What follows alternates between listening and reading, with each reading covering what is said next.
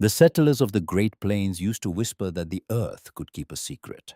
In the winter of 1867, they learned just how true that was. A man rode through snow so deep his horse's belly dragged white furrows in the drifts. His name was Jonas Drummond, and he had built more sod houses than any man in the territory. He knew how walls cracked, how roofs sagged, how chimneys failed in the killing cold. He knew what winter did to families who weren't ready. And he believed with every frozen breath he drew that morning that he was riding toward the dead. The Henley claim sat 2 miles south of the settlement, pressed against a low hill that rose from the prairie like a shoulder, shrugging off the flatness. Jonas had watched that hill all autumn with a growing unease. He had watched the widow dig into it with a spade and a stubbornness that made his teeth ache. He had watched her children haul buckets of clay while their mother carved a hole in the earth that no sensible person would call a home. And now, after 3 days of the worst blizzard the territory had ever recorded, he was certain he would find them frozen inside it. The horse stumbled. Jonas steadied the reins with hands so numb he could barely feel the leather. His wife Margaret had packed a wool blanket behind the saddle folded tight. She hadn't said what it was for. She didn't need to. You don't bring a blanket to a burial, but you bring one when you hope you're wrong about needing a burial. The wind had died overnight, leaving the prairie locked in a silence so complete it felt like the earth itself was holding its breath. Smoke rose thin and tired from the Brennan place to the east. No smoke at all from the hill. Jonas crested the last drift and looked down at the Henley claim. What he saw made him pull the reins so hard his horse snorted and stamped. A woman stood in the open air hanging laundry on a line strung between two posts. Her dress flapped in the remnant wind. Her sleeves were rolled to the elbow. Her cheeks were pink, not blue, not white, not the waxy gray of frostbite. Pink. The color of someone who had just stepped outside for a moment, not someone who had endured 72 hours of the most savage cold the territory had ever known. Jonas sat in his saddle and stared. The blanket behind him suddenly felt like something from a different world. A world where the rules he understood still applied. Because in the world he was looking at now, nothing made sense. The woman turned, shading her eyes from the sharp morning sun, and her voice carried across the snow with a calm that made his stomach drop. Didn't expect company this early. He opened his mouth, closed it, opened it again. The question that came out was the only one that mattered. Clara, are your children alive? She smiled. Not wide, not triumphant. Just the quiet smile of a woman who had already answered that question for herself a long time ago. They're warm inside playing checkers. Come in, I've got coffee on. Jonas Drummond had built homes for 20 years. He had framed cabins, packed sod-chink logs, and repaired more roofs than he could count. He believed he understood shelter the way a preacher understood scripture. But what waited inside that hill would shake every belief he carried, and the number on his thermometer would travel through the settlement faster than any blizzard ever could. But that was still to come. The story of how Clara Henley ended up hanging laundry in the freezing air while her neighbors burned furniture to survive began 8 months earlier, in a season that should have meant new life, but instead delivered death. Spring of 1867 came to Nebraska with a violence that caught even the old-timers off guard. The snowmelt turned every creek into a torrent, and every crossing into a gamble. The Platte River swelled beyond its banks. Smaller streams that were ankle-deep in summer became chest-high rapids carrying uprooted trees and the carcasses of cattle too slow to reach high ground. Samuel Henley had been a careful man. Everyone in the settlement said so. He measured twice, cut once, and never took a risk he hadn't calculated from at least 2 angles.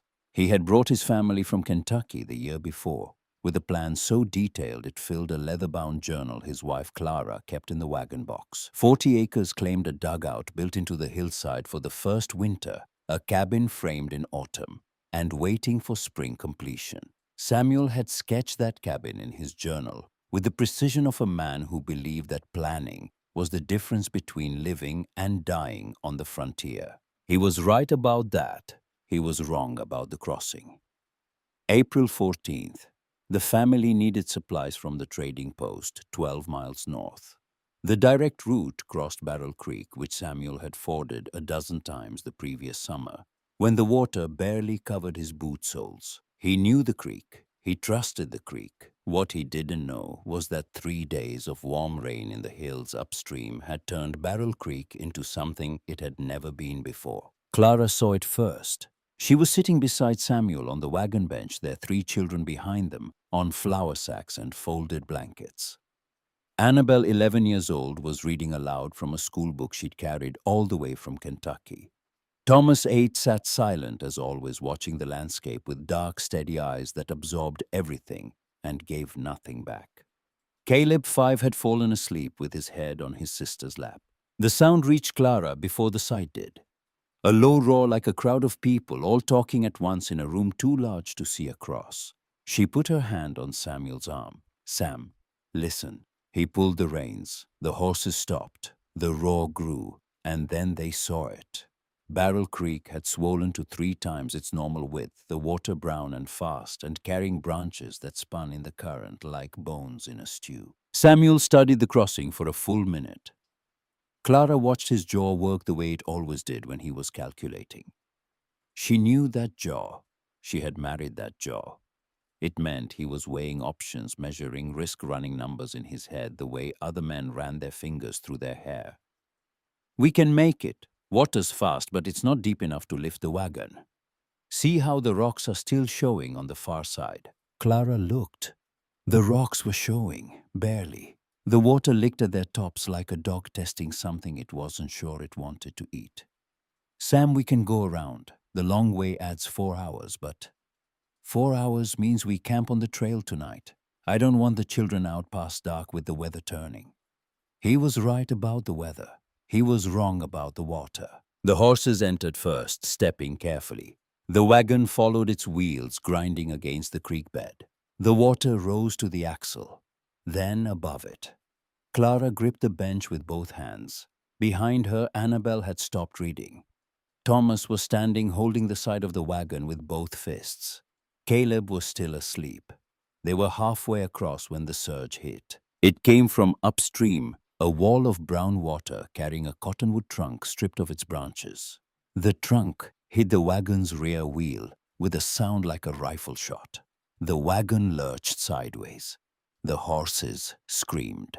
Clara grabbed Caleb as he slid across the wagon bed, still half asleep, his eyes wide and confused. Samuel was thrown from the bench. He hit the water on his side and went under. Clara saw his hand come up, fingers spread, reaching for the wagon. She lunged for him with her free arm. Caleb pressed against her chest with the other, and for 1 second their fingers touched. His were cold, already cold, and the water had only had him for 3 seconds. The current pulled him downstream. He surfaced once 20 feet away, his face turned toward the wagon. He shouted something. Clara heard only one word, and it wasn't her name. It was Annabelle's. Then the water took him around the bend, and he was gone. The horses found their footing. The wagon held. Clara got the children to the near bank, back the way they'd come, because the far side didn't matter anymore. Nothing on the far side mattered anymore. They found Samuel's body 2 miles downstream the next morning, caught in a tangle of roots where Barrel Creek emptied into a wider channel. His leather journal was still in his coat pocket, the pages swollen with water, the ink running like tears across his careful plans. Clara buried him on the claim on the east side of the hill, where the morning sun would reach first. She dug the grave herself. Annabelle tried to help, but the soil was heavy with spring rain, and the girl's arms shook after 10 minutes. Thomas stood at the edge of the hole, watching his mother work, his face as blank and still as a closed door. The settlers came for the burial. Jonas Drummond and his wife Margaret. George Fenton, the carpenter who had helped Samuel frame the cabin the previous fall. The Brennan family from the shanty 2 miles east. A circuit preacher named Hollis who happened to be passing through and offered words that were kind and correct and completely useless against the weight of what had happened. After the burial, after the neighbors had gone home, after the children were asleep in the crumbling dugout that smelled of damp earth and the ghost of a future that would never arrive, Clara sat alone outside and looked at the half-built cabin her husband had designed. The frame stood against the evening sky like the skeleton of an animal that had died standing up. Four walls roughed in, no roof, no floor, no chimney. Samuel's journal said it needed 8 more weeks of work and 2 strong men to finish. Clara had 0 men and a clock that was already ticking toward winter. She opened the journal and read his notes by lantern light. His handwriting was precise, each letter formed with the same care he brought to everything. Roof pitch 4 in 12. Ridge beam 16 feet white oak if available. Chinking lime and sand 3-to-1 ratio. She read every page. She understood every word. And she knew with a certainty that sat in her chest like a stone that she could not build what he had planned. The weeks that followed taught Clara things about herself that she had never wanted to learn. She learned that grief was not one feeling, but a rotation of feelings that cycled through her body like seasons compressed into hours. Rage at breakfast, numbness by noon, a loneliness so deep at night that she pressed her face into Samuel's pillow just to smell the ghost of him. And then before dawn, a thin cold clarity that said, "The children need to eat, the garden needs weeding, the dugout wall is cracking. Get up." She got up. Every morning she got up. The dugout they'd used through their first winter was failing. Samuel had always meant it as temporary a shelter to keep them alive until the cabin was ready. He'd cut the dugout into the south face of the hill, a simple room carved from earth, with a timber-framed front wall and a sod roof. It had been adequate for one winter. It would not survive another. The front wall was separating from the hillside, opening a gap that let wind whistle through at night. The sod roof had sagged under spring rains and now leaked in 3 places. The floor-packed earth that Samuel had leveled carefully was developing cracks that Clara suspected went deeper than she wanted to know. She tried to repair it. She hauled sod from the prairie and packed it against the front wall. She mixed clay and grass and pressed it into the roof cracks. Each repair held for a few days, then failed. The dugout was dying the way old things die slowly. And then all at once, and Clara could feel the calendar turning beneath her feet like a wheel she couldn't stop. Summer passed in a blur of survival. The garden produced enough to feed them barely. Clara traded eggs at the settlement store for flour and salt and coffee. She split what firewood she could from the deadfall along the creek, but the logs were green and heavy, and her arms ached from the axe in a way that made her wonder if the bones inside were slowly coming apart. The children adapted the way children do, which is to say they adapted in ways that broke Clara's heart and made her proud in equal measure. Annabelle took over the cooking. At 11, she could make cornbread, boil beans, fry salt pork, and produce a stew from whatever Clara brought home from the garden or the creek. She was fierce and capable and asked questions constantly, questions that Clara sometimes couldn't answer. Why did Papa try to cross? Why didn't we go the long way? Why do we have to stay here? Each question was a small wound, precise and clean, and Clara answered them as honestly as she could, because she believed children deserved truth even when truth was heavy. Thomas, 8 years old, had not spoken a full sentence since the day his father died. He communicated in gestures, nods, the occasional single word. He worked beside Clara without complaint, hauling water, stacking firewood, feeding the chickens. His silence wasn't hostile.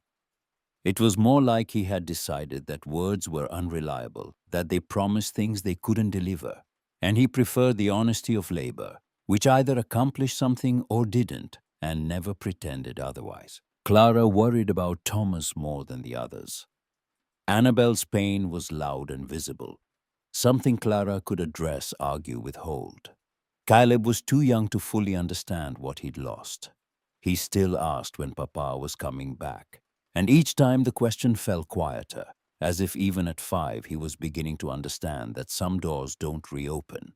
But Thomas had locked something inside himself that Clara couldn't reach, and the silence that surrounded him was not empty. It was full, pressurized, like a room with all the windows sealed. September arrived with a cold snap that hit like a warning shot. Clara woke one morning to frost on the buffalo grass and a temperature inside the dugout that made her breath visible. She pulled the blankets tighter around Caleb and lay there in the gray pre-dawn light, listening to the wind find every crack in the front wall. And she knew with absolute certainty that this dugout would kill them. Not might, would. The realization didn't come with panic. It came with a stillness that settled over her like a second skin. She had been running from this knowledge all summer, patching walls and fixing roofs and telling herself that enough effort could hold anything together. But effort without structure was just exhaustion with good intentions, and the dugout was beyond saving. She needed a plan. The cabin was impossible. She'd accepted that weeks ago. Even if she could somehow raise the roof beams alone, which she couldn't, the cabin wouldn't be weathertight before December. Sod houses took teams of men and weeks of work. A timber frame required a sawmill trip and money she didn't have. Every conventional option demanded resources that belonged to a life she no longer lived. A life with a husband, with a partner, with someone whose shoulder could bear the other half of a beam. The answer came to her not as a flash of inspiration, but as a slow surfacing, like something rising from deep water. It came through memory, through the feel of cool stone against her palm on a hot Kentucky afternoon, through the smell of apples stored in darkness, through the voice of her grandfather, explaining something so simple that no one bothered to write it down. She had been 10 years old, maybe 11. Her grandfather's farm sat in a hollow in the Kentucky hills, a place where the ridges folded over each other, like the pages of a book laid face down. Behind the farmhouse cut into the hillside was a root cellar that her grandfather had built with his own hands 30 years before Clara was born. She remembered the door, heavy oak planks with iron hinges that her grandfather oiled every spring. She remembered the way the air changed when you stepped inside, how summer's heat vanished in 3 steps and was replaced by something cooler, steadier, like the earth exhaling. But it was the spring house that truly lived in her memory. Her grandfather had built it into the hill beside the root cellar, a structure half above ground and half below, where a natural spring kept butter and milk cold in July, and where in January the air inside was warm enough that her grandmother hung herbs to dry from the ceiling beams without them freezing. Clara remembered asking about it. She'd been sitting on an overturned bucket watching her grandfather pack clay around a crack in the spring house wall, his hands moving with the unhurried confidence of a man who understood his materials the way a musician understands an instrument. "Grandpa, why is it warm in here when it's snowing outside?" He hadn't looked up from his work. His voice was matter of fact, the voice of a man stating something so obvious he was mildly surprised anyone needed to ask. "Ground don't freeze all the way down, Clara girl. Go 4 feet under the surface and the earth stays about the same temperature year-round. 50-55 degrees. Don't matter if it's July or January up top. Down here the earth just holds steady. But it feels warmer than 55. He'd smiled at that, still didn't look up. "That's because you're comparing it to outside where it's 20 degrees and dropping. 55 feels like a warm bath when everything else is frozen. And if you put a few people inside breathing and moving and cooking their bodies, add heat. The earth soaks it up, holds it, gives it back slow, like a sponge with water, except its warmth." He'd finally looked at her, his eyes sharp under bushy white eyebrows. "Earth don't make heat, Clara girl. Earth just don't know how to let it go."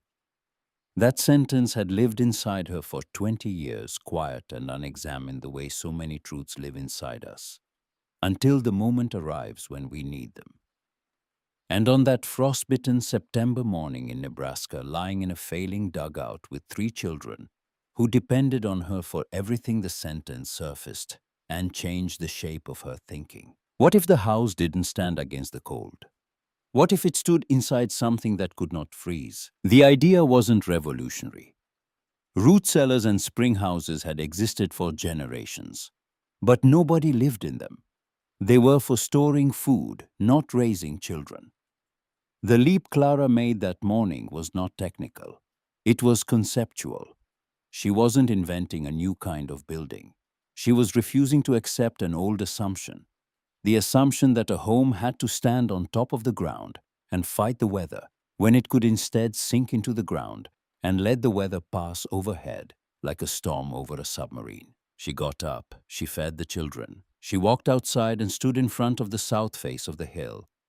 The same hillside where Samuel had cut the original dugout where the morning sun warmed the soil, and the slope angled gently enough to dig without shoring. She pressed her palm against the earth. It was cool to the touch, but not cold. Even in September, even with frost on the grass. The soil an arm's length into the hillside held a warmth that had nothing to do with the sun and everything to do with the massive thermal battery beneath her feet. She started digging the next morning. October 2nd, 1867.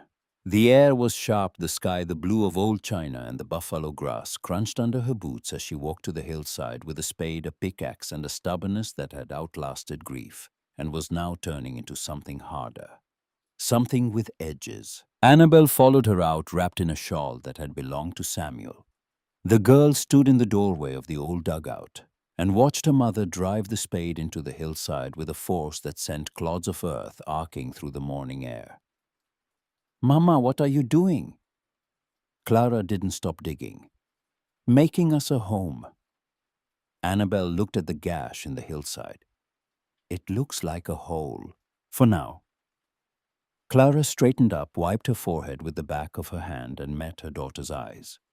"Come January, this hole will be the warmest place in Nebraska."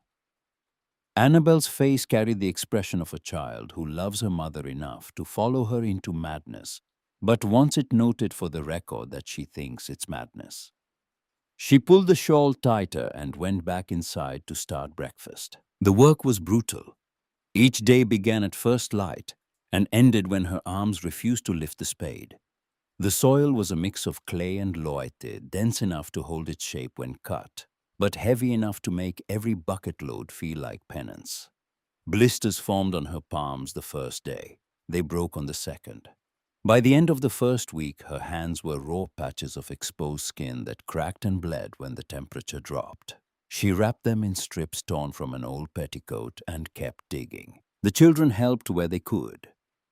Annabel carried small buckets of clay to a growing pile behind the dugout. Thomas hitched himself to a makeshift sled and dragged loads of soil across the grass with the dogged determination of a plow horse who doesn't understand the field but trusts the farmer. Caleb played with the excavated clay, shaping it into animals and lining them up along the hillside like spectators, watching his mother disappear into the earth. Neighbors noticed. The prairie was too flat and too empty for secrets, and the sight of a widow digging a cave into a hillside was the kind of spectacle that traveled from claim to claim like a grass fire. George Fenton saw it first. He was riding back from the timber stand along the Platte when he passed the Henley claim and pulled his horse to a stop. George Fenton was the settlement's carpenter, a broad-shouldered man with hands like shovels and opinions like hammers. He had helped Samuel frame the cabin the year before and considered himself an authority on how structures should and should not be built. What he saw Clara doing fell firmly into the should not category. He sat on his horse for a long minute watching her swing the pickaxe into the hillside. Then he rode closer. "Clara Henley, what in God's name are you building?" Clara didn't look up. She'd learned months ago that looking up cost momentum, and momentum was the only currency she had left. "A home, George." He shifted in his saddle. His face carried the particular discomfort of a man who wanted to be kind, but couldn't stop himself from being right. "That's not a home. That's a badger den. You can't raise 3 children underground." Clara split a chunk of clay from the wall with a stroke that sent fragments skittering across the floor of the excavation. "Watch me." Fenton rode away shaking his head. That evening at the settlement store, he told anyone who would listen that the Henley widow had lost her senses, digging a burrow like an animal. No chimney, no windows, no frame. By December, she'd be begging for shelter, and the children would be lucky to survive. The story spread the way stories always spread on the frontier, quietly in kitchens and barns, softened by pity and sharpened by judgment. Poor Clara Henley. Lost her husband, now losing her mind. Someone should step in. Someone should take those children. Jonas Drummond heard the talk and decided to visit. Unlike Fenton, Jonas didn't enjoy being right. He was a quiet man, methodical, who had built his own sod house with walls 3 feet thick and a chimney that drew so well it could pull smoke from a green log. He believed in proven methods. He believed in thick walls and strong roofs and fires that burned hot and long. And he believed with genuine concern rather than contempt that Clara was making a fatal mistake. He rode to the claim on a Tuesday afternoon in mid-October. Clara was in the excavation up to her shoulders, swinging the pickaxe with a rhythm that spoke of exhaustion so deep it had looped back around into something resembling energy. Thomas was dragging another sled of soil to the pile. Annabelle was nowhere in sight. Later, Jonas would learn she was inside the old dugout kneading bread dough and crying quietly into the flour because she'd overheard George Fenton's words at the store, and they'd burrowed into her the way cold burrows into a poorly chinked wall. Jonas dismounted and walked to the edge of the excavation. He stood there for a moment, looking down at Clara, his hat in his hands. Clara. She stopped swinging, looked up. Her face was streaked with dirt and sweat, her eyes bright with the particular intensity of someone who has stopped asking permission from the world and started taking what she needs. Jonas, you come to tell me I'm crazy too. No, ma'am, I came to offer help. Something shifted in her expression. Not softening exactly, but a recalibration, the look of someone adjusting their aim. What kind of help? Winter's coming. Margaret and I have room. Your three could stay with us until spring. Warm house, good food, school lessons with Margaret. You'd know they were safe. The offer was genuine. Clara could hear it in his voice, see it in the way he held his hat, turning it slowly in his hands, the way men do when they're being honest and wish they didn't have to be. And me. You could stay too, or you could winter in the old dugout alone, patch it up enough to get through. Come spring, we'll organize a crew to finish Samuel's cabin. Fenton owes me a favor. I can get 4 men for a week. Clara drove the pickaxe into the clay wall and left it there. She climbed out of the excavation and stood face to face with Jonas. She was a full head shorter than him, but in that moment the difference felt reversed. Jonas, your walls are 3 feet of sod. How warm does your house get in January? He blinked. The question wasn't what he'd expected. 45, maybe 50 degrees with the stove running. It's tight, it's warm enough. Warm enough. Clara repeated the words, slowly tasting them.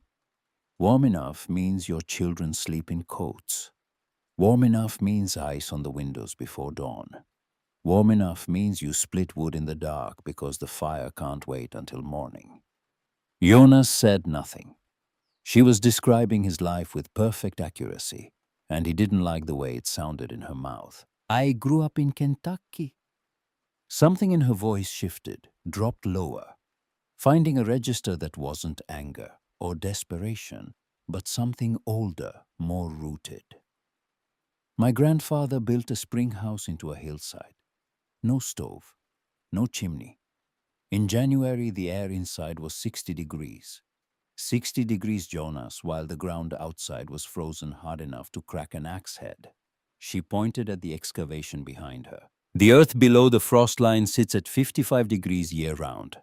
Put 5 people inside, breathing, cooking, living, and their body heat raises it another 15, maybe 20 degrees.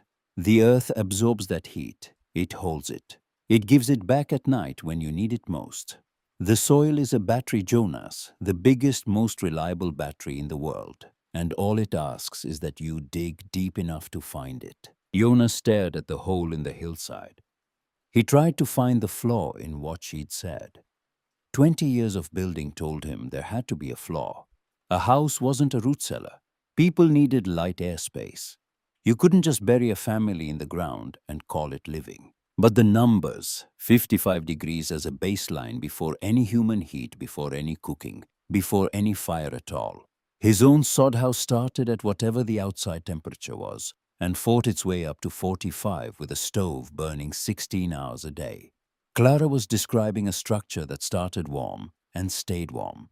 The math was so simple, it felt like a trick. It won't work, he heard himself say, and even as the words left his mouth, he wasn't sure he believed them. Clara picked up her spade. "Come back in February and tell me again." He rode home slowly. Margaret met him at the door. "Well, is she bringing the children?" "No." "What is she building?" Jonas hung his hat on the peg by the door. He stood there for a moment, his hand still on the hat, his eyes seeing something that wasn't in the room. "I don't know exactly, but I think she might be right about it." Margaret studied her husband's face. In 20 years of marriage, she had learned to read the weather in his expression the way he read the weather in the sky. And what she saw now was not dismissal or contempt, but something far more unsettling. Doubt. Not doubt about Clara. Doubt about everything he'd built before. "Or she knows something you don't," Margaret said quietly. Jonas wanted to argue. He opened his mouth to list the reasons why a hole in a hillside couldn't outperform a properly built sod house with 3-foot walls and a cast-iron stove. But the reasons wouldn't line up. They scattered in his mind like cattle spooked by thunder, and the silence that filled the room after Margaret spoke was the loudest sound he'd heard all day. Back at the claim, Clara dug. October bled into November, and the excavation deepened, took shape, became something more than a hole and less than a house, and exactly what Clara needed it to be. The first 2 weeks established the main chamber, 12 feet deep into the hillside, 4 feet below ground level, with a ceiling high enough for Clara to stand upright and wide enough for the family to sleep without touching the walls. The soil was dense red clay streaked with bands of loite, and it held its shape when cut, forming walls as smooth and solid as plastered brick. Clara shaped each wall by hand using the flat of the spade to compress the surface until it was nearly glazed, a technique she remembered from her grandfather's spring house. The compressed surface would absorb and release heat more evenly, acting like the inner surface of a kiln. Weeks 3 and 4 brought the entrance tunnel. This was the element that separated Clara's design from a simple dugout, and it was the element she was most careful about. The tunnel ran 8 feet from the main chamber to the exterior door, and it sloped downward before rising again at the entrance. The geometry was deliberate. Cold air is heavier than warm air. It sinks. A tunnel that dipped before rising created a cold trap, a low point where frigid air would pool and settle instead of flowing up into the living space. She tested it in early November.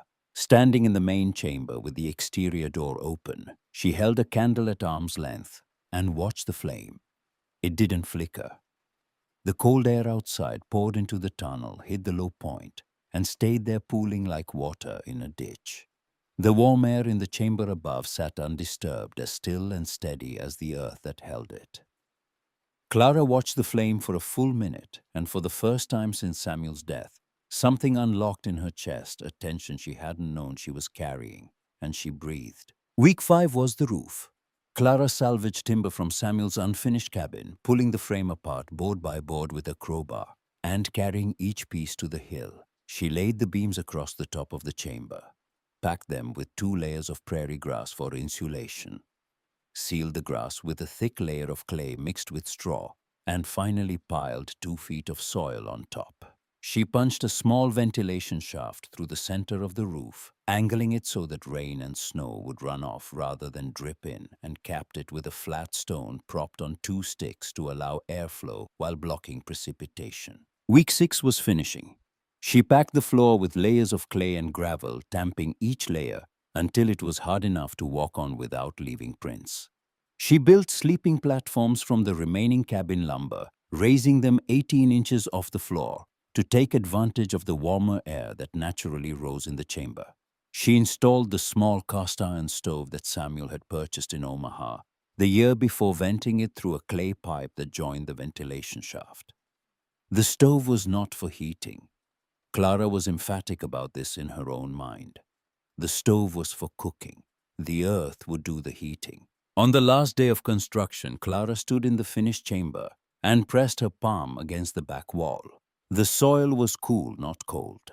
It felt alive in a way that wood and sod never did, as if the hill were breathing on the other side, slow and patient and endlessly warm. Thomas was beside her. He hadn't spoken more than a dozen words in 7 months. He hadn't cried at his father's funeral. He hadn't complained during the weeks of digging. He had simply worked and watched and kept whatever he was feeling locked behind that closed door in his face. Now he reached out and placed his small hand flat against the wall next to his mother's hand. His fingers spread against the clay. His eyes closed.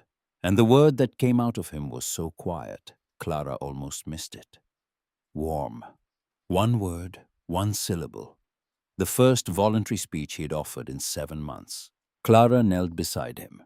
She put her arms around his thin shoulders and pulled him close, and the tears that came were not grief, not exactly, but something adjacent to grief. Something that shared grief's salt and weight, but carried inside it a heat that grief does not possess. Relief, hope. The specific piercing joy of realizing that your child is still in there behind the silence, behind the closed door, waiting for something worth speaking about. Thomas didn't pull away.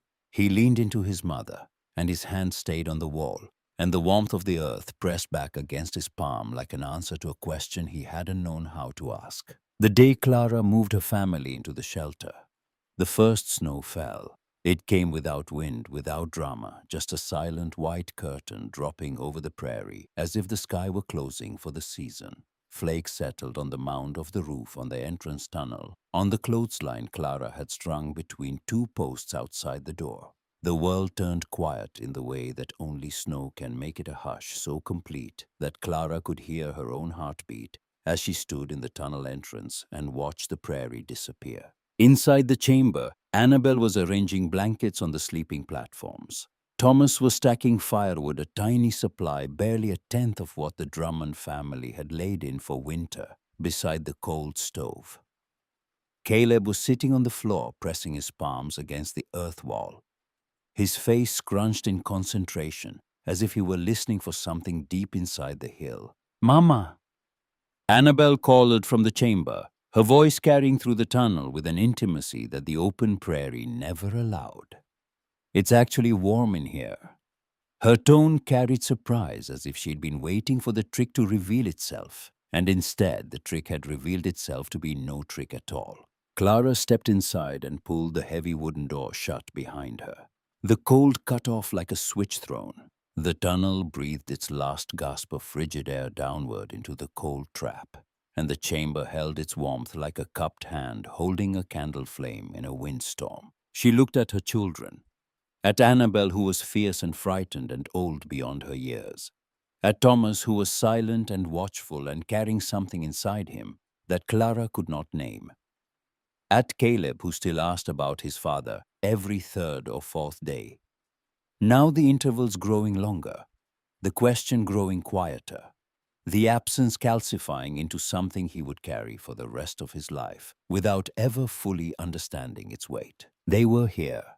They were warm, and outside the first snow of the season was bearing the world in white, and it did not care whether Clara Henley succeeded or failed. The first week of December brought a cold that felt personal. It didn't arrive gradually the way autumn cold does, layering itself over the land like blankets added one at a time. This cold came with intent. It dropped from the sky on a Monday morning and pressed down on the prairie like a boot on a throat. Puddles that had been liquid at dawn were iron by noon. The grass turned brittle, snapping underfoot like tiny bones. Birds that had lingered too long in their migration vanished overnight, and the silence they left behind was the silence of a world clearing the stage for something terrible. Inside the earth shelter, Clara tightened her routines into a rhythm as precise as a clock. Breakfast at first light, cooked on the small iron stove that she fired only long enough to boil water and heat mush. Ventilation check after breakfast, a walk up the hillside to make sure the capped shaft was clear. Lessons for the children through mid-morning, using Samuel's water-stained journal as a textbook. It smeared pages teaching arithmetic and penmanship, and without intending to the lesson that even ruined things can still be useful. Afternoon chores, dinner, stories by lantern light, sleep. The chamber held at 68 degrees. Clara checked the temperature each morning with a mercury thermometer she'd traded 2 laying hens for at the settlement store. The mercury never wavered more than 2 degrees in either direction. Outside, the world swung between 20 degrees at midday and 5 below at night. Inside the needle sat in its narrow band like a heartbeat on a sleeping body, steady, unconscious, alive. Annabel noticed the consistency before Clara pointed it out. The girl had inherited her father's instinct for measurement, his need to quantify the world in order to trust it. She started keeping a log on a scrap of brown paper, noting the temperature each morning and evening, with the careful handwriting of a child trying to build proof against her own doubt. December 1st, AM 68, PM 67. December 2nd, AM 68, PM 68. December 3rd, AM 67, PM 68. The numbers were so stable they looked fabricated. Annabel stared at them each evening as if expecting the pattern to break the way a child watches a magic trick over and over, waiting to catch the moment the coin actually disappears. But the coin never disappeared. The temperature held. The earth kept its bargain. What the earth could not do was keep out the world above it. On December 6th, Annabel came back from the settlement store with flour, salt, and a bruise on her pride that was worse than anything cold could inflict. She set the supplies on the makeshift table without speaking. Clara watched her daughter's face and saw the tight jaw, the eyes that were wet but refusing to release the particular stillness of a child who has been wounded by words and is deciding what to do with the wound. Clara waited. She had learned that Annabel's silences were not like Thomas's. Thomas's silence was a fortress. Annabel's was a fuse. The fuse burned for 20 minutes. Then Annabel spoke, her voice flat, emptied of everything except the facts. Billy Brennan had cornered her outside the store. He'd stood with two other boys' settlement kids whose names didn't matter because their words were interchangeable, the same cruelty wearing different faces. Billy had asked her how it felt to live like a prairie dog. He'd asked if her mother made them eat worms. He'd gotten on his hands and knees and burrowed his face into the dirt. And the other boys had laughed the way boys laugh when they smell weakness and mistake it for opportunity. Annabel had said nothing. She had picked up the flour sack, turned her back, and walked home. But walking home took 40 minutes, and 40 minutes is a long time to carry words that someone else put inside you. Clara felt the anger rise in her chest like a flame finding fuel. She held it. She had learned that anger expressed too quickly becomes heat without direction, a fire that burns the hand holding it. What Billy Brennan thinks about this shelter doesn't change the temperature inside it. I know that, Mama. Annabel's voice cracked on the second word. But he doesn't live in the temperature. I have to see him at the store. I have to see him at church. He tells everyone. Clara pulled her daughter onto the sleeping platform beside her. The earth wall behind them pressed its constant warmth against their backs. Annabel, listen to me. Right now, right this minute, Billy Brennan's family is burning their furniture to stay warm. Their house is 30 degrees inside on a good day. His father is splitting wood in the dark every 4 hours. His mother sleeps in her coat, and they will do this every single day until April. Annabel said nothing. She was listening the way she listened when the information was important enough to override her pain. We are sitting here in our shirts, no coats, no gloves. The stove is cold, and it's 68 degrees. I know. Then let Billy Brennan talk. Let him crawl in the dirt and make his friends laugh. And when February comes and his family is out of wood and out of furniture and burning fence posts to keep from freezing you, ask yourself who's living like an animal. The words landed harder than Clara intended. She saw it in Annabel's face, a flicker of something that was not comfort but was adjacent to it, a cold satisfaction that Clara recognized because she'd felt it herself when George Fenton mocked her at the store. But Annabel, when February comes and they're struggling, we don't say that. We help. We always help. That's what separates what we're doing from what they think we're doing.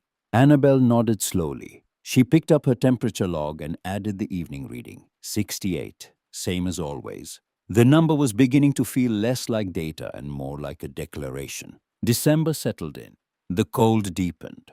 Clara's world contracted to the dimensions of the chamber, the tunnel, and the short walk to the hillside to check the ventilation shaft.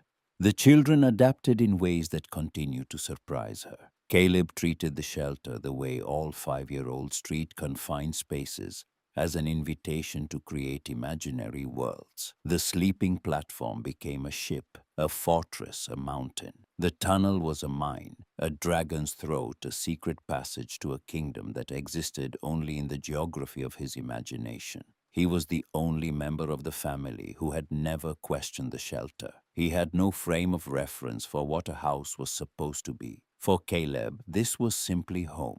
Thomas spent hours studying the walls, pressing his hands against different sections of the chamber, comparing temperatures by touch. He discovered that the back wall deepest into the hillside was consistently warmer than the side walls, and that the floor near the tunnel entrance was coolest. He mapped these variations in his mind, and Clara caught him once tracing the thermal gradient on the floor with a piece of charcoal. A silent diagram of heat flow that would have impressed an engineer. December 16th. The barometric pressure began to drop. Clara didn't own a barometer, but she didn't need one. The cattle on the Brennan place were moving south, clustering against the windbreak of a cottonwood grove with the nervous energy of animals reading a forecast humans couldn't see. The sky turned a color that wasn't gray exactly, but something between gray and bronze, a metallic sheen that old-timers called storm brass. And that meant, without exception, that something was coming from the northwest that would make the last 2 weeks feel like autumn. Jonas Drummond rode to the claim that afternoon.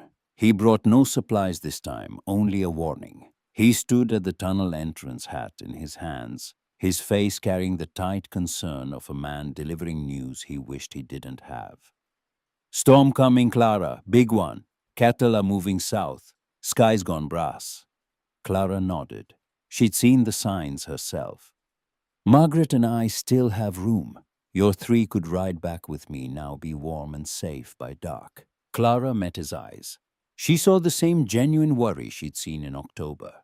The same decency, the same inability to imagine that her way could work. And she understood that Jonas wasn't offering shelter from the storm. He was offering shelter from what he believed the storm would reveal, that the Earth shelter was a mistake, that the numbers were a fluke, that winter's true test would expose the madness everyone had whispered about since October. Jonas, you worry about your family. I'll worry about mine. He held her gaze for a moment, searching for the doubt he expected to find. He didn't find it. He put his hat on, mounted his horse, and rode north toward his 3-foot sod walls and his cast-iron stove, and the long, cold vigil that was about to begin. Clara checked her ventilation shaft. She checked the tunnel door. She checked the cold trap, running her hand along the low point of the tunnel floor to make sure no ice had built up that might block the airflow. She brought in 3 extra buckets of water and set them along the warm back wall. She stacked what little firewood she had beside the stove. Then she waited. December 18th, 1867. The wind came first. It arrived at mid-morning as a thin whistle through the grass. The sound a blade makes when drawn slowly across a whetstone. Within an hour, the whistle had become a moan. By noon, the moan had become a scream, and the sky had closed like a fist. The temperature dropped 30 degrees in 4 hours. By midnight, the mercury stood at 22 below zero, a number that didn't just represent cold, but described a different state of existence. A world in which exposed flesh froze in minutes, and metal burned skin on contact, and the air itself became an instrument of injury. Inside the Brennan shanty chaos, the walls shook with every gust. Snow drove through the chinking like sand through a sieve building. Small drifts on the floor that the children swept into corners until the corners were full. The stove roared, consuming wood at a rate that made Silas Brennan's stomach clench with every log he fed it. By the end of the first day, he had burned through a quarter of his winter supply.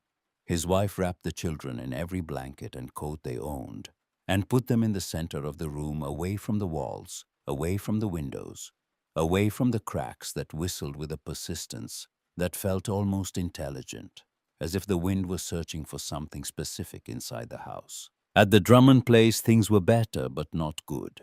The 3-foot sod walls absorbed the wind's force without shaking, and the chinking held against the snow. But the cold was relentless. It pressed against the walls like a living thing, drawing heat through the sod with the patience of an enemy that didn't need to hurry because time was on its side.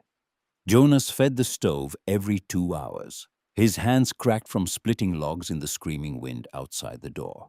Margaret kept their 2 children in bed, wrapped in coats, their breath fogging the air 6 inches from their faces. The thermometer inside the house read 44 degrees at its peak. By dawn, it dipped to 38. George Fenton's place fared worse than his pride would later admit. His cabin, built with the confidence of a professional carpenter, had walls chinked with lime and sand in the 3-to-1 ratio that Samuel Henley's journal prescribed. But lime and sand chinking contracts in extreme cold, and by the second night of the blizzard, cracks had opened along every seam. The wind found them with surgical precision. Snow accumulated on the inside of the windowsills. The temperature inside dropped to 36, then 34. His wife's fingers turned white at the tips, the first signs of frostbite. Fenton burned chairs. Then he burned the kitchen table. On the third day, he broke apart a bed frame and fed it piece by piece into a stove that consumed everything and returned nothing close to enough. Across the settlement, the story was the same. Families huddled around stoves that could not keep pace with the cold. Wood piles shrank. Furniture disappeared. People spoke in soft, fearful voices about the things they couldn't control. And somewhere in those whispered conversations, someone always mentioned the Henley woman and her children in that mound of dirt. And the mention was followed by silence. The particular silence of people imagining a tragedy they are powerless to prevent. Inside the hill, the blizzard was a rumor. Clara heard it the way you hear a conversation in another room, muffled, distant, stripped of its edges. The thick earth roof absorbed the wind's fury and returned nothing. The tunnel door rattled once early in the storm, and then the snow packed against it and sealed it like a cork in a bottle, and even the rattling stopped. The temperature inside the chamber dropped from 68 to 66 in the first 12 hours. Then it held. The back wall continued to radiate its steady warmth. The side walls drew heat from the deeper earth and released it with the slow generosity of a body that has more than it needs. 5 people breathed, generating heat. Clara cooked 2 meals a day, each firing of the stove, adding a small pulse of warmth that the walls absorbed, stored, and returned through the night. 66 degrees, while the Drummond house sat at 44, while the Fenton cabin shivered at 34, while the Brennan shanty burned furniture and still couldn't climb above 30. The children played checkers on a board Thomas had scratched into a flat stone with a nail.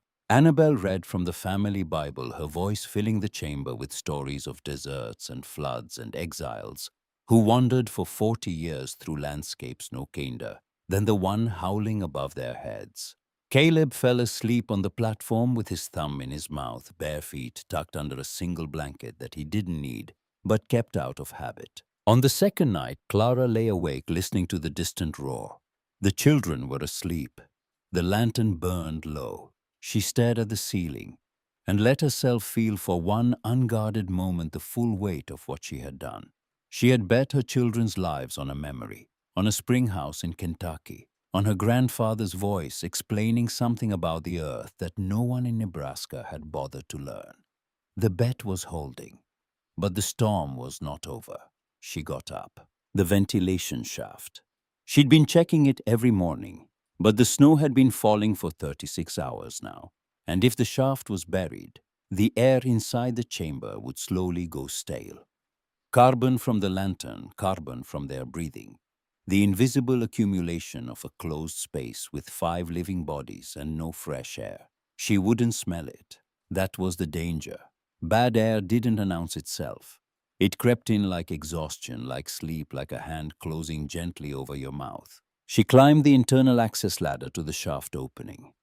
The stone cap was still in place, tilted on its supports, but snow had packed around it, narrowing the gap to a sliver. She could feel air moving, barely a thin thread of circulation. That was enough for now, but might not be enough by morning. She cleared the snow with her hands, scraping it away from the cap until the gap widened, and she felt cold night air rush past her fingers. Then she felt it. Moisture on her fingertips, not from the snow outside, from inside. She ran her hand along the ceiling near the shaft and found the source. A hairline crack in the clay seal no wider than a pencil lead, where water from snowmelt above had found a path through the packed earth and was seeping into the chamber. The crack was small. If she ignored it, it would take days to become a problem. But Clara Henley did not ignore small problems because she had learned from a wagon accident on a swollen creek that the distance between small and catastrophic was measured not in size but in time. She climbed down and woke Annabel. The girl came awake with the instant alertness of a child who has learned that nighttime interruptions are never casual. Clara explained in 3 sentences.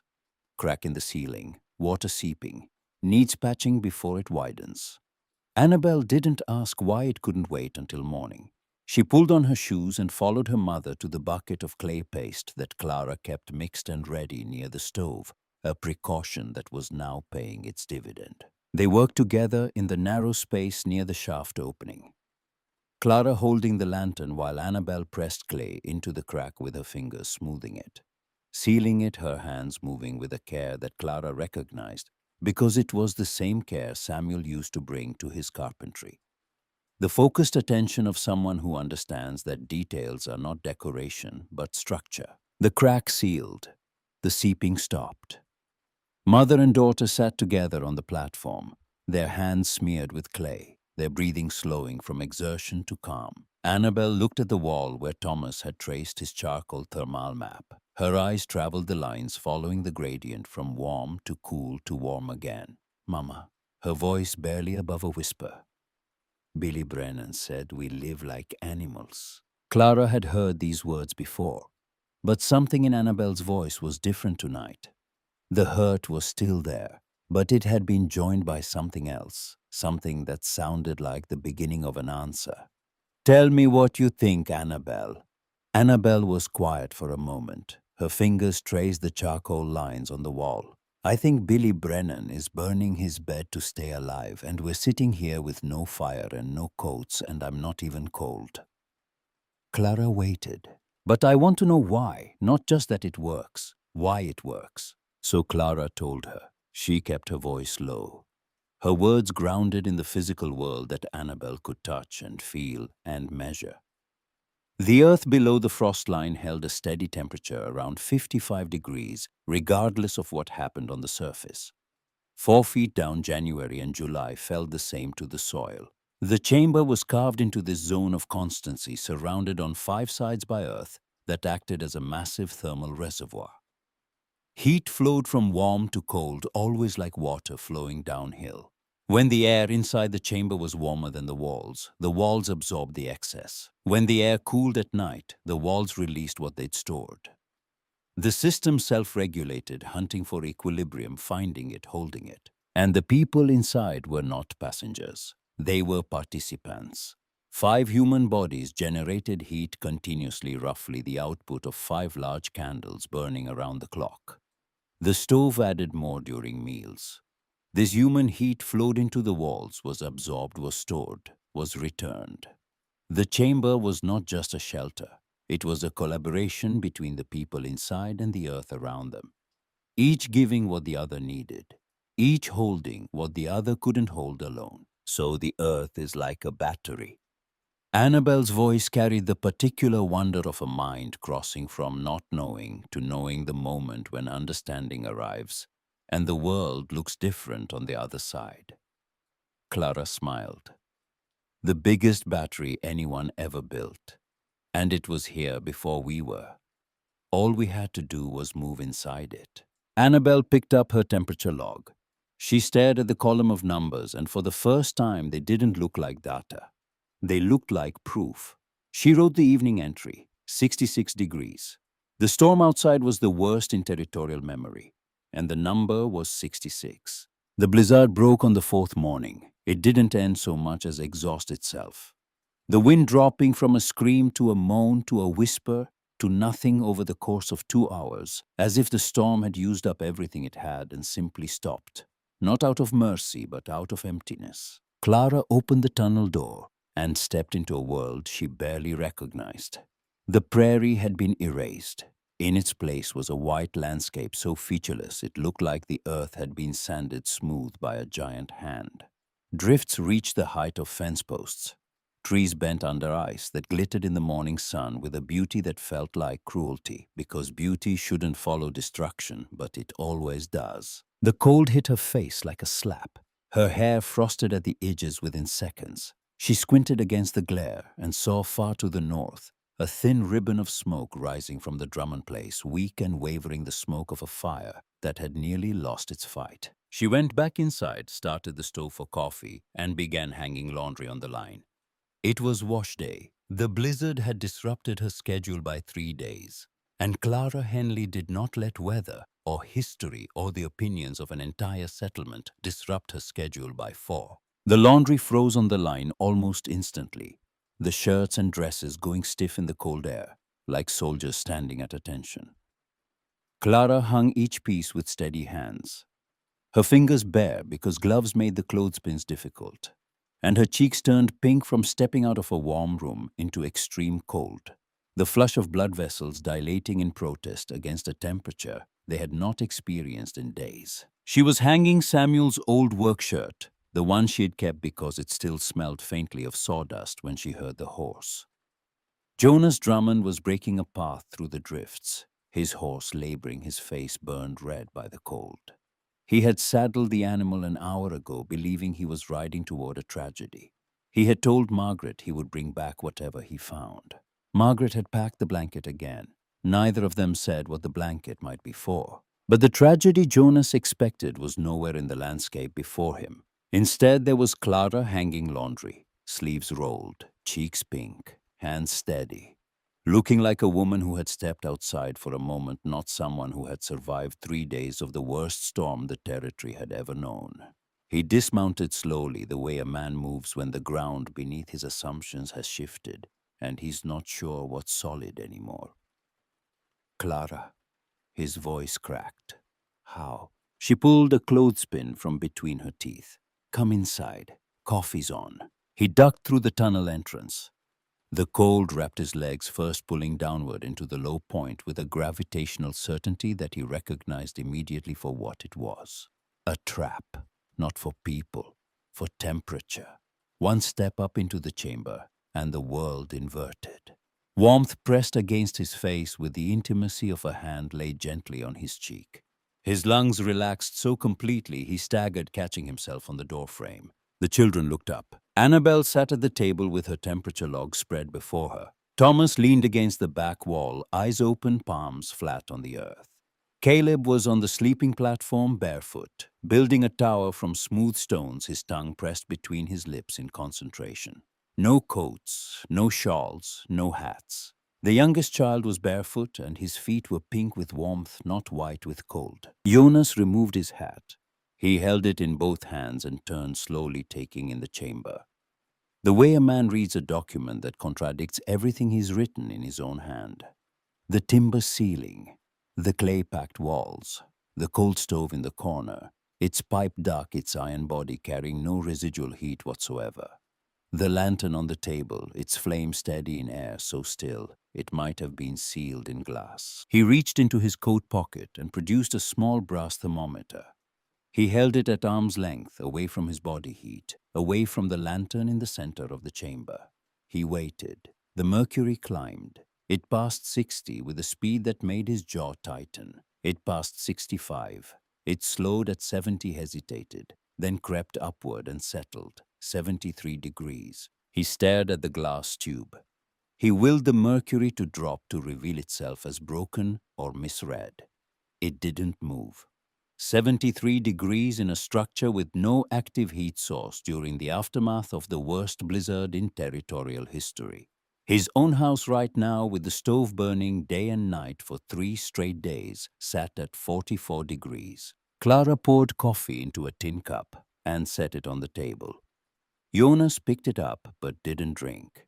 His hands weren't cold. That was the thing that kept catching him, the absence of need. In his own house, he held coffee for the heat.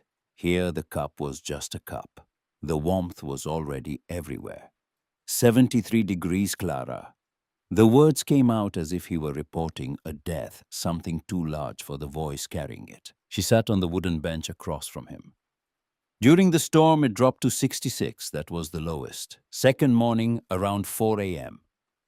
66 at 4 in the morning. During the worst storm anyone alive had ever witnessed. Jonas's house had bottomed out at 38 during that same hour, and he'd been feeding the stove every 90 minutes to achieve even that. He walked to the back wall and placed his palm flat against the earth. The soil was cool under his hand, not cold, the kind of cool that holds warmth inside it like a reservoir, releasing it so slowly it might as well have been permanent. He understood. 20 years of building sod houses and framing cabins had taught him one way to survive the prairie winter fight, the cold. Build thick walls, burn fuel, generate heat, push back. And it worked. Barely. It worked the way swimming upstream works, possible through sheer effort, sustainable only as long as the effort continues, and immediately fatal the moment it stops. Clara hadn't fought the cold. She had walked around it. She had gone underneath the battlefield entirely and found a place where the battle wasn't happening. The cold was still up there, screaming across the prairie, tearing at every structure that dared stand above the surface. But it couldn't reach her. "You told me it wouldn't work." Her voice was gentle, and the gentleness hurt more than anger would have. "I was wrong." Jonas turned from the wall. "I've built homes for 20 years. Not one of them holds warmth the way this does." From the far side of the room, Thomas raised his head. His dark eyes tracked from Jonas to the walls and back. And then, for the second time since his father's death, the boy spoke. Not a single word this time. A full sentence delivered with the quiet authority of someone who has been thinking about this for months and has finally found the precise words. "She built a home inside the earth's memory." The sentence fell into the chamber like a stone into still water. Annabel looked up from her log. Caleb paused his tower building. Clara turned to her son, and what Jonas saw on her face was recognition, the look of a woman hearing her own understanding spoken back to her in a voice she had been waiting to hear for 7 months. Jonas left that afternoon carrying the thermometer in his pocket and a truth in his chest that was heavier than both. When he reached his house, Margaret was waiting at the door. "Jonas, the children, alive, warm." He paused. "Warmer than us." Margaret stared. "That's not possible." 73 degrees, Margaret. No fire. 73. Margaret was quiet for a long time. Then she picked up her coat. "I want to see." She went the next morning. She took fresh bread and a jar of preserves and the careful skepticism of a woman who trusted her husband but needed her own eyes. She ducked through the tunnel. She felt the cold trap pull at her ankles. She stepped up into the chamber, and the warmth closed around her, and Margaret Drummond, who had spent 3 days keeping her own children alive in a 44-degree house with a fire burning around the clock, touched the cold stove and felt nothing. No warmth, no residual heat. She looked at Caleb's bare feet. She looked at the thermometer. She looked at the earthen walls glowing amber in the lantern light, and she wept. Not from sadness, from the particular anguish of realizing that suffering she had accepted as inevitable was in fact optional. That warmth had been 4 feet below her own floor the entire time waiting. Clara held her. 2 women in a room inside a hill, one crying, one steady, and between them, the unspoken understanding that this was not just about temperature. It was about the stories people tell themselves, about what is possible, and how those stories can become prisons, built from nothing but repetition and consensus. The news traveled fast. Jonas told George Fenton the same day Margaret returned. He didn't gloat. He simply stated the numbers: 73 degrees, no fire, 1/10 of a cord of wood for the entire winter. And the temperature had never dropped below 66 even during the worst of the blizzard. Fenton didn't believe him. Fenton came to the Henley claim with his own thermometer, a German-made instrument he'd purchased in Omaha, and trusted more than he trusted most people. He stood in Clara's chamber for 20 minutes without speaking. his eyes moving from the thermometer to the walls, to the stove, to the children, and back to the thermometer, a circuit of disbelief that he completed again and again, as if repetition might change the reading. It didn't. His thermometer agreed with Jonas's. 71 degrees on the day he visited, a day when his own cabin sat at 38 with the stove consuming oak at a rate that would exhaust his supply before February. His wife had frostbite on 3 fingers. His walls had grown ice on the inside. His chinking had cracked in 14 places. He had burned 2 chairs, a table, and a bed frame during the blizzard, and the stove had consumed them with the indifference of a beast that could never be satisfied. When he finally spoke, the words came out fractured, the voice of a man whose professional identity was cracking in real time.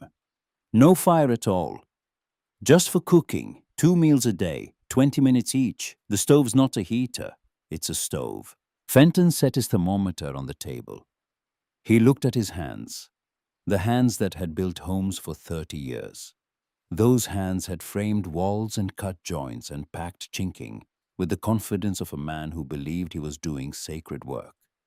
And now those hands were holding nothing but the knowledge that a widow with a spade had outperformed everything they'd ever built. My wife has frostbite, Clara. My house is 38 degrees. I've burned my furniture. Clara let the silence hold. She knew what it felt like to have the ground shift beneath your assumptions. George, the earth doesn't care who digs. It keeps the same temperature for everyone. The invitation was implicit. Fenton heard it. He picked up his thermometer, ducked through the tunnel, and rode home in a silence that was packed tight with plans he was already beginning to form. By January, the settlement had changed. Not visibly, not in the arrangement of buildings or the pattern of daily life, but in the invisible architecture of belief that underlies every community and determines what people consider possible. 4 families began digging into hillsides. The Brennan family started first cutting into a south-facing slope half a mile from their ruined shanty with a desperation that Clara recognized because she had felt it herself 4 months earlier. Jonas Drummond started second, not because he needed a new house, but because he needed to understand with his hands, with his tools, with the weight of earth under his fingernails. They came to Clara, all of them.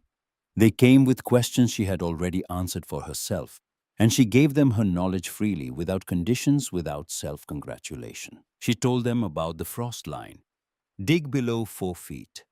The temperature stabilizes there, and what the surface does becomes irrelevant. She told them about the entrance tunnel. Slope it down before it rises. Cold air sinks. Let it sink. Trap it in the low point and let gravity do the work that a door can't. She told them about the ventilation shaft. Small angled, capped but not sealed. A closed system produces dead air. A dead air system produces dead people. She told them about the walls. Don't plaster them. Don't line them with wood. Leave the earth exposed. The bare soil is the mechanism. Cover it and you insulate yourself from the very thing that's keeping you alive. Silas Brennan listened with the concentration of a man who has recently learned that the difference between what he knows and what he doesn't know is the difference between his children's fingers and frostbite. His wife stood beside him and said nothing. But her silence was not indifference. It was shame, a mother who understood too late where her son's cruelty had been aimed and how wrong its target had been. Annabelle watched the Brennan family from the hillside above the shelter. Billy Brennan was carrying buckets of clay alongside his father, his head down, his shoulders hunched. He did not look up. He did not make eye contact with the girl whose home he had ridiculed, because the arithmetic of the blizzard had settled the argument more decisively than any words could. Annabelle felt the cold satisfaction rise in her chest, the same feeling her mother had warned her about. She held it for a moment, tasted its edges. Then she walked down the hillside to where Billy was struggling with a bucket that was too heavy for his grip, and she took one handle without speaking. They carried it together to the excavation site. Billy glanced at her, once a quick sideways look that carried no words but an entire vocabulary of humiliation and gratitude. and the confused pride of a 13-year-old boy who has been rescued by the person he wronged. They didn't speak. They didn't need to. The bucket was heavy and the hill was steep and the work was enough. February brought more storms, but the new shelters were taking shape, and the families inside them discovered what Clara had known since November, that winter on the Great Plains was only unbearable if you tried to bear it from above. From below, it was a season like any other. Its fury audible but impotent, a locked door rattling from the other side. March brought the first thaw. The snow retreated in stages, revealing the prairie in layers. Brown grass first, then mud, then the first impossible green shoots pushing through soil that had been frozen for 4 months and was now remembering what it meant to grow. The entrance tunnels drained. The ventilation shafts cleared. Families that had spent the winter underground began stepping outside with the blinking, tentative wonder of people emerging from a long dream. Clara stood on top of her hill on a morning in late March and watched the settlement rearrange itself. Smoke rose from chimneys that were burning less wood now because the people inside had learned something about insulation and thermal mass and the specific patient generosity of the earth. The Brennan family had moved into their half-finished shelter 2 weeks earlier and reported temperatures of 62 degrees with minimal fuel. Jonas Drummond's experimental shelter was holding 64. Even George Fenton was carving a chamber into the bluff behind his cabin with the methodical precision of a carpenter who has finally found a material worthy of his skill. Nobody called them Henley shelters. The frontier didn't work that way. People adopted ideas the way they adopted stray dogs, taking them in without acknowledging where they came from, feeding them, eventually claiming them as their own. But privately, in the conversations that happened behind closed doors and in the quiet moments between chores, the same words circulated through the settlement. She figured it out first. Clara didn't correct them. She didn't seek credit. She had not done this for recognition. She had done it because her children were cold, because the dugout was failing, because winter was coming, and she had neither the resources nor the time to build what everyone else considered adequate. She had done it because the earth offered a solution that no one was taking, and she was desperate enough or wise enough or simply attentive enough to accept it. Spring ripened into summer. The shelter remained. Clara expanded it during the warm months, adding a second chamber for storage, reinforcing the roof with additional timber, deepening the cold trap in the entrance tunnel.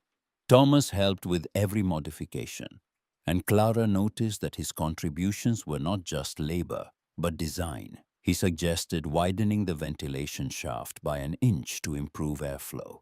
He proposed angling the sleeping platforms so their heads were closer to the warm back wall and their feet toward the cooler entrance. He drew diagrams on scraps of leather with charcoal-precise technical drawings that showed cross-sections, airflow patterns, temperature gradients. He was doing what his father had done with the cabin journal planning, with the meticulousness of someone who believed that understanding a thing was the first step toward improving it. Thomas still didn't talk much, but the quality of his silence had changed completely. It was no longer the sealed silence of grief. It was the working silence of a mind fully engaged, the quiet of someone who is listening so intently to the world that speech would be an interruption. The second winter came and went. The shelter held. The temperature held. The family held. Years passed. The shelter expanded. Other settlers came to the territory and found to their surprise a community that built homes into hillsides instead of on top of them. Some laughed, some shook their heads. And then winter came, and they stopped laughing and started digging. Annabelle grew into a young woman who kept meticulous records of everything: temperatures, rainfall, crop yields, the precise dates of first frost and last thaw. She married a surveyor from Kearney in 1879 and moved into a conventional frame house. And the first thing she did after the wedding was dig a cellar beneath it that was larger than the house above a cellar that her husband found excessive, until their first January, when the upstairs sat at 40 degrees and the cellar held 62 and their newborn daughter slept underground in perfect warmth. while the wind howled above like a memory of a problem that had already been solved. Thomas became a builder. Not a carpenter, not a sodbreaker, but something the territory hadn't seen before, a man who designed structures that worked with the landscape instead of imposing themselves upon it. He never built a conventional house in his life. His shelters were cut into hillsides and bluffs and embankments across 3 counties, each one refined from the last, each one carrying the thermal principles his mother had demonstrated and the engineering precision his father had bequeathed through a water-stained journal and a gene for meticulous planning.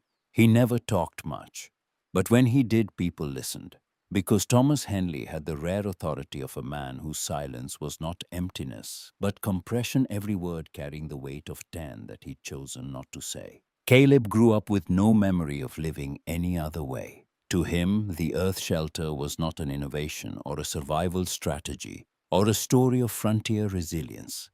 It was simply home. He told his own children about it with the casual ease of someone describing something unremarkable, and his children, who grew up in a world of steam heat and gas lamps, listened to their father's stories.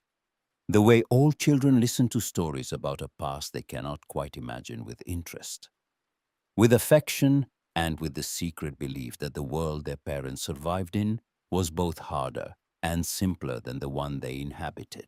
3 decades after Clara dug the first shovelful of earth from that Nebraska hillside, the shelter still stood. Expanded, reinforced, lived in, warm. The original chamber was now a bedroom. A second chamber was a kitchen. A third served as storage, and a fourth, dug by Thomas during a visit in 1891, was a workshop where Clara spent her mornings doing leather work and mending, and the quiet, unhurried tasks of a woman who had earned the right to move at her own pace. A young homesteader visited in the spring of 1897.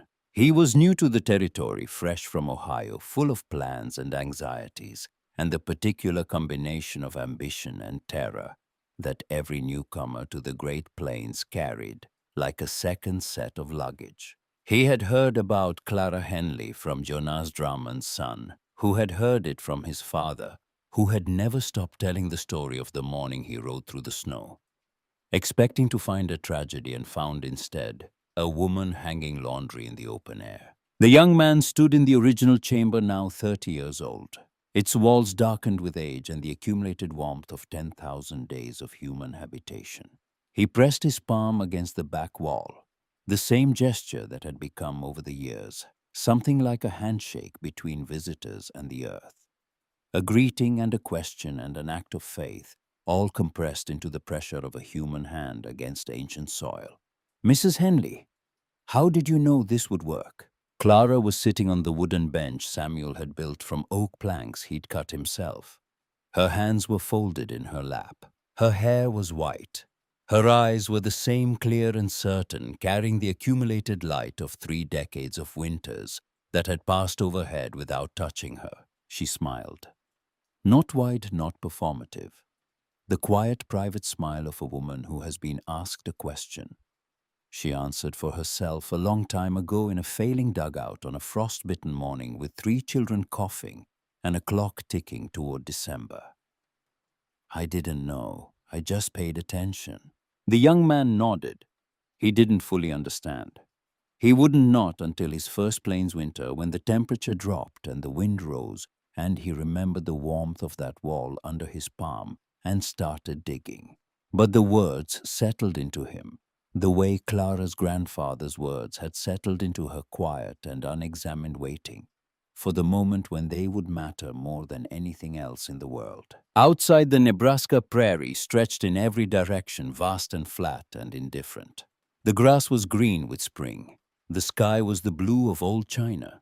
And beneath the surface below, the frost line below the reach of winter and weather, and the endless argument between humanity and the elements, the earth held its warmth the way it always had. Patient, enormous, older than memory, offering the same truth to anyone willing to dig deep enough to find it.